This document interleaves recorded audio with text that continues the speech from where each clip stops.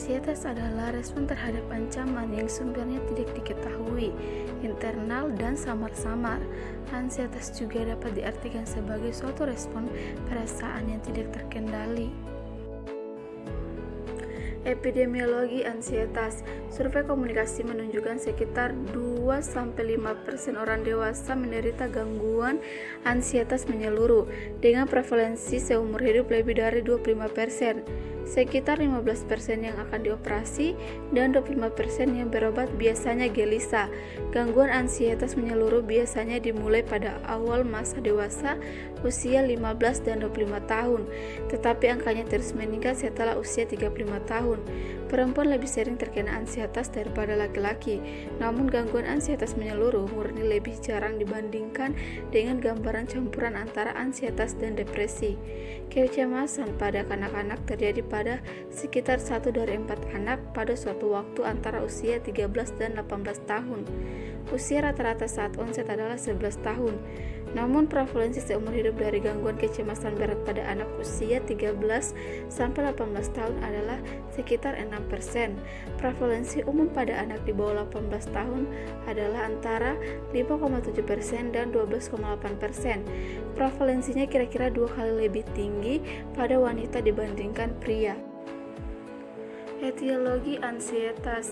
Gangguan kecemasan tampaknya disebabkan oleh interaksi faktor biopsikososial. Kerentanan genetik berinteraksi dengan situasi yang membuat stres atau traumatis untuk menghasilkan sindrom yang signifikan secara klinis. Kecemasan dapat disebabkan oleh beberapa kondisi seperti obat-obatan, obat herbal, penyalahgunaan zat, trauma, pengalaman masa kecil, gangguan panik, stres, kondisi fisik seperti diabetes atau penyakit penyerta lainnya seperti depresi. Genetik, kerabat tingkat pertama dengan gangguan kecemasan umum sekitar 25%. Faktor lingkungan seperti kekerasan terhadap anak. Patofisiologi ansietas. Neurotransmitter memegang peran penting dalam patofisiologi gangguan cemas menyeluruh. Pada sistem saraf, neurotransmitter seperti norepinefrin, serotonin, dopamin, dan GABA memegang peran penting. Neurotransmitter dan peptida lain seperti kortikotropin releasing factor mungkin ikut terlibat dalam patofisiologi penyakit ini walaupun belum jelas pengaruhnya. Sistem saraf pusat simpatik memegang peran penting dalam terjadinya manifestasi klinis penyakit ini. Dengan modalitas pencitraan PET ditemukan bahwa terjadi peningkatan aliran neurotransmitter pada regio parahipokampus dan penurunan ikatan serotonin tipe 1A dengan reseptornya pada region anterior dan posterior korpus cingulata pasien. Bagian dari otak yang terlibat dalam patofisiologi gangguan cemas menyeluruh adalah amigdala yang memegang peran penting dalam memodulasi ketakutan dan kecemasan. Pada pemeriksaan pencitraan otak pasien gangguan cemas menyeluruh, ditemukan bahwa terjadi peningkatan respon pada stimulus kecemasan. Peningkatan respon ini terjadi karena penurunan ambang batas ketika merespon pada peristiwa sosial biasan. Amigdala dan sistem limbik berhubungan erat dengan korteks prefrontal. Pada pasien CGM juga dapat ditemukan aktivasi abnormal sistem limbik dan korteks prefrontal yang berhubungan dengan respon klinis pada terapi farmakologis dan non-farmakologis pada pasien. Pada pemeriksaan MRI ditemukan bahwa pasien dengan gangguan cemas menyeluruh memiliki volume lobus temporal yang lebih kecil. Tanda dan gejala ansietas yaitu khawatir berlebihan, gemetar, muka tegang, nyeri otot, nyeri dada, letih, pegal, sakit kepala, sakit leher, kewaspadaan berlebihan, sulit konsentrasi dan tidur terganggu. Jenis-jenis ansietas yaitu generalis anxiety disorder, panic disorder, fobia, obsessive compulsive disorder, dan post-trauma stress disorder. Pemeriksaan penunjang yaitu profil kimia hitung sel darah lengkap atau CBC, tes fungsi tiroid, urinalisis, screening obat urin, tes infeksi, analisis gas darah arteri, radiografi dada, dan tes fungsi tiroid. Terapi pengobatan. Terapi pengobatan yang pertama itu terapi farmakologi, yaitu antidepresan seperti SSRI, contohnya fluoxetine, sertralin, paroxetine, escitalopram, dan citalopram merupakan pengobatan yang efektif untuk semua gangguan kecemasan dan dianggap sebagai pengobatan lini pertama. SNRI seperti venlafaxine dan duloxetine dianggap sama efektifnya dengan SSRI dan juga dianggap sebagai pengobatan lini pertama, terutama untuk gangguan kecemasan umum atau GAD. Antidepresan trisiklik seperti amitriptilin, imipramine, dan nortriptilin berguna dalam pengobatan gangguan kecemasan tetapi menyebabkan efek merugikan yang signifikan. Berikutnya itu golongan antipsikotik seperti benzodiazepam, contohnya alprazolam, clonazepam, diazepam, dan lorazepam digunakan untuk manajemen kecemasan jangka pendek. Buspirone adalah obat penenang ringan yang bekerja lambat dibandingkan dengan benzodiazepin dan membutuhkan waktu sekitar 2 minggu untuk mulai bekerja. Berikutnya golongan beta blocker seperti propanolol dan atenolol untuk mengontrol gejala fisik kecemasan seperti detak jantung yang cepat, suara gemetar, berkeringat, pusing, dan tangan gemetar. Mereka sangat membantu untuk fobia, terutama fobia sosial. Selanjutnya itu terapi non-farmakologi. Pertama, edukasi pasien sangat penting karena dapat membantu mengurangi kecemasan.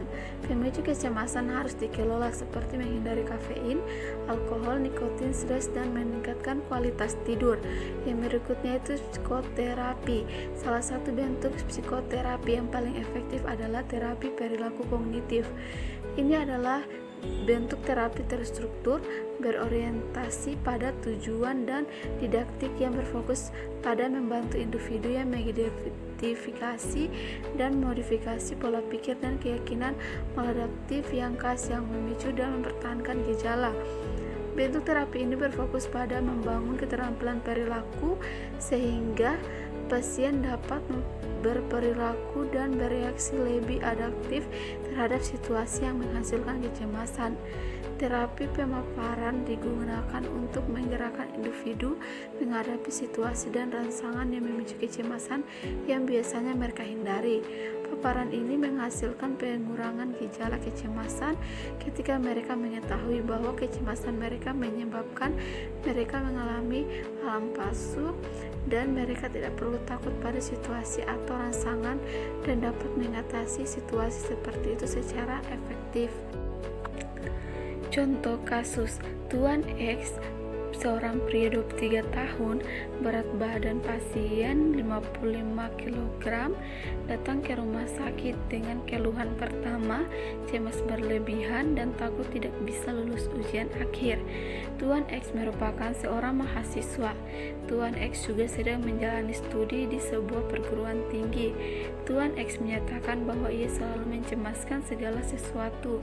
Masa depan studi yang sedang dijalaninya, selalu mengurung diri, cemas jika bertemu orang tua, marah tanpa sebab, susah tidur, dan selalu mengkhawatirkan hal-hal kecil yang sebenarnya tidak perlu dikhawatirkan. Diagnosa dokter menunjukkan bahwa Tuan X mengidap gangguan kecemasan menyeluruh. Riwayat pengobatan yaitu fluoxetine, lorazepam, dan olanzapine. Kondisi klinis pemeriksaannya itu pada tanggal 3 Maret 2016, suhu tubuh 36,6 derajat Celcius, normalnya itu 37 derajat Celcius, nadi 86 kali per menit, normalnya 60 sampai 100 kali per menit, RR atau pernapasan 20 kali per menit, normalnya 12 sampai 20 kali per menit. Tekanan darah 140/90 mmHg, normalnya 120/80 mmHg. Pemeriksaan penunjang EKG lab. Analisis yang pertama itu kreatinin, hasilnya 1,04, Untuk ranginya 0,900 sampai 1300. Analisis yang kedua itu urea, hasilnya 28,5 mg per desiliter, ranginya 10,00 sampai 50,00. Berikutnya itu GOT, hasilnya 10,3 U per L, ranginya 0,00 sampai 37,00. GPT, hasilnya 14,3 U per L, ranginya 0,00 sampai 41,00. Glukosa puasa hasilnya 86,30 mg per desiliter, ranginya 80,00 sampai 110,0. Natrium hasilnya 141 mol per L, ranginya 135 sampai 145 mol per L. Kalium hasilnya 4,03 mol per L, ranginya 3,5 sampai 4,5 mol per L. Klorida hasilnya 101,5 mol per L, ranginya 98 sampai 108 mg per desiliter. Riwayat pengobatan.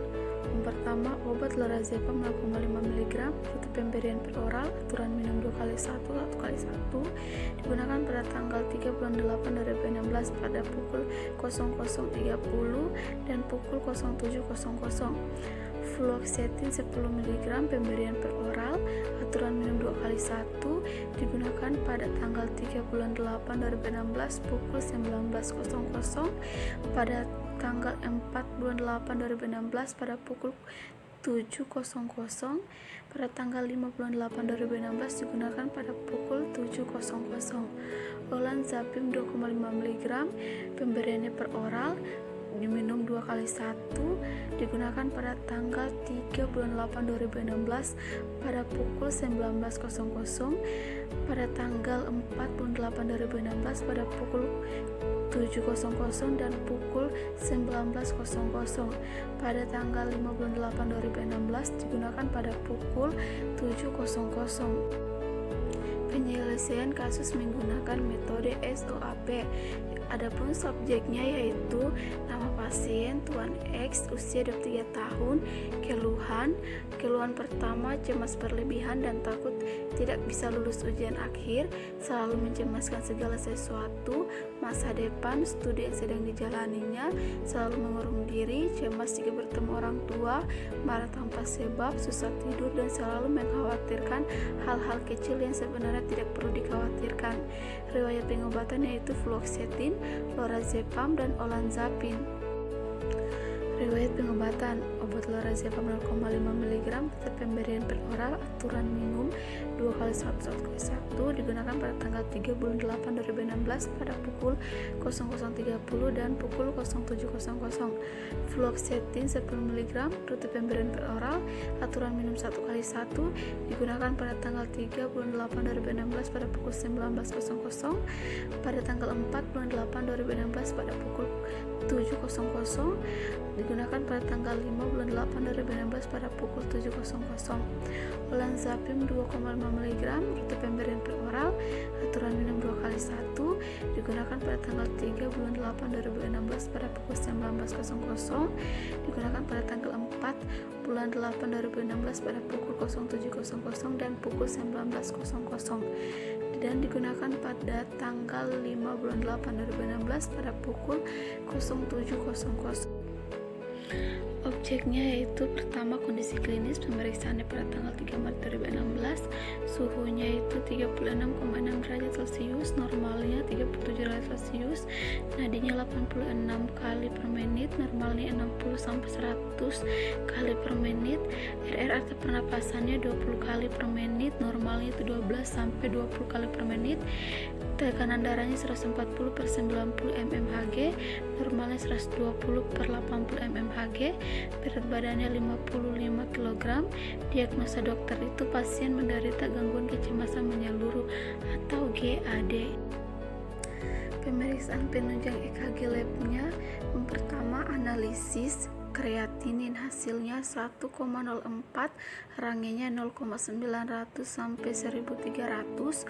Urea hasilnya 28,5 mg per desiliter, rangenya 10,00 sampai 50,00. GOT-nya hasilnya 10,3 U per L, rangenya 0,00 sampai 37,00. GPT-nya hasilnya 14,3 U per L, rangenya 0,00 sampai 41,00. Glukosa puasa hasilnya 86,30 mg per desiliter, rangenya 80,00 sampai 110,0. Natriumnya hasilnya 141 m/mol per L, rangenya 135 sampai 145 m/mol per L. Kaliumnya 4,03 m/mol per L, rangenya 3,5 sampai 4,5 m/mol per L. Klorida hasilnya 101,5 m/mol per L, rangenya 98 sampai 108 mg per desiliter. Asesmen pertama, tanggal 3 bulan 8 2016, problem medik atau diagnosanya gangguan cemas menyeluruh. Keluhan pertama, cemas berlebihan dan takut tidak bisa lulus ujian akhir, selalu mencemaskan segala sesuatu, masa depan, studi yang sedang dijalaninya, selalu mengurung diri, cemas jika bertemu orang tua, marah tanpa sebab, susah tidur, dan selalu mengkhawatirkan hal-hal kecil yang sebenarnya tidak perlu dikhawatirkan. Terapinya itu lorazepam 1 kali 0,5 mg per hari pada pukul 00.30 dan pukul 07.00. DRPS-nya itu lorazepam merupakan obat golongan benzodiazepam yang efektif dan aman untuk pengobatan gejala kecemasan akut. Terapi lorazepam tidak tepat karena diberikan 2 kali sehari. Seharusnya terapi lorazepam diberikan 1 kali sehari karena waktu paru yang panjang 10-20 jam dan diberikan menjelang tidur pada malam hari dan ansiolitik pada hari berikutnya. Berikutnya pada tanggal 3 bulan 8 2016, problem medik atau diagnosanya gangguan cemas menyeluruh. Keluhan pertama, cemas berlebihan dan takut tidak bisa lulus ujian akhir, selalu mencemaskan segala sesuatu, masa depan, studi yang sedang dijalaninya, selalu mengurung diri, cemas jika bertemu orang tua, marah tanpa sebab, susah tidur, dan selalu mengkhawatirkan hal-hal kecil yang sebenarnya tidak perlu dikhawatirkan. Terapinya itu olanzapine 2 kali 2,5 mg per hari pada pukul 19.00 dan fluoxetine 1 kali 10 mg per hari pada pukul 19.00. DRPS-nya yang pertama, olanzapine merupakan antipsikotik. Terapi olanzapine tepat. Pemberian olanzapine pukul 19.00 karena jika diberikan bersama lorazepam akan meningkatkan efek sedasi. Yang kedua, fluoxetine merupakan obat golongan SSRI yang digunakan sebagai antidepresan. Terapi fluoxetine tepat. Pemberian pertama pada pukul 19.00 agar tidak bersamaan dengan penggunaan lorazepam karena dengan penggunaan bersamaan akan menurunkan clearance lorazepam. Berikutnya pada tanggal 4 bulan 8 2016 sudah ingin beraktivitas, terapinya itu olanzapine 2 kali 2,5 mg per hari pada pukul 7.00 dan pukul 19.00. Fluoxetine 1 kali 10 mg per hari pukul 7.00. DRPS-nya itu terapi olanzapine dan fluoxetine tepat. Terapi olanzapine yang diberikan sudah sesuai karena pemberian maksimal per hari 5-10 mg. Pada tanggal 5 bulan 8 2016 keluhan sudah berkurang, sudah mulai bisa tidur dengan nyaman, sudah ingin beraktivitas dan ingin pulang. Terapinya itu di olanzapine 2 kali 2,5 mg per hari pada pukul 7.00 dan fluoxetine 1 kali 10 mg per hari pada pukul 7.00. DRPS-nya itu terapi olanzapine dan fluoxetine tepat. Pemberian sesuai dan pasien bisa pulang. Diberikan obat olanzapine, fluoxetine, dan lorazepam jika pasien susah tidur. Selanjutnya itu plannya. Yang pertama itu terapi farmakologinya, melanjutkan pengobatan yang sudah diberikan oleh dokter karena pengobatan tersebut sudah tepat. Lorazepam termasuk golongan benzodiazepin merupakan pilihan awal yang baik karena kebutuhan menghilangkan gejala dengan cepat yang berkaitan dengan penyakit yang diderita Tuan X. Tetapi sebaiknya lorazepam ini diberikan 1 kali sehari karena waktu paru yang panjang yaitu 10-20 jam dan diberikan menjelang tidur malam hari dan anksiolitik pada hari berikutnya. Terapi non-farmakologi itu memberi konseling pada pasien untuk mengurangi pikiran-pikiran negatif yang dapat memperparah penyakitnya, dan psikoterapi. Mungkin itu saja yang bisa saya sampaikan, lebih dan kurangnya mohon dimaafkan.